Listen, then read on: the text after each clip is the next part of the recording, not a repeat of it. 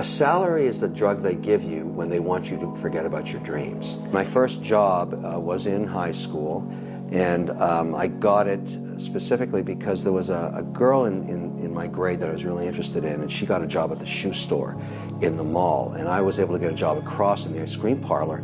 And my plan was, you know, when the mall closed down, we could go out, you know, and hang out together, which was a good plan. And so I told her, look, I got a job across the way. And my first day on the job, I'll never forget it, you know, she was in the window putting in the shoes there. It's a small mall.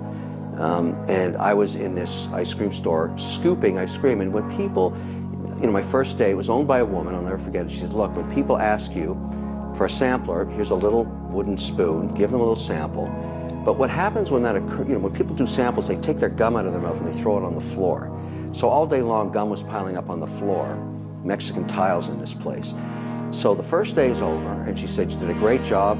You sold $4,000 of ice cream, whatever it was. But now you've got to finish up, and you've got to take all the gum off the floor.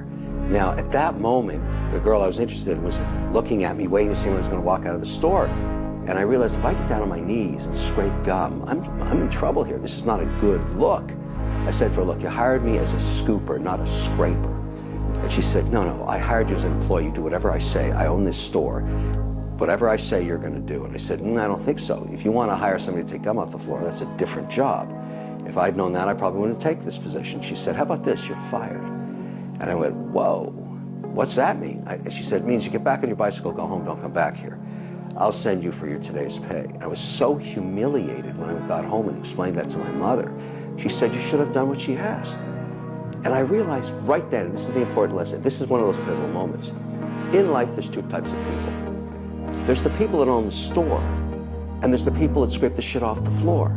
And you have to decide, which one are you? I'm not saying it's bad to be an employee, but she taught me such an important lesson.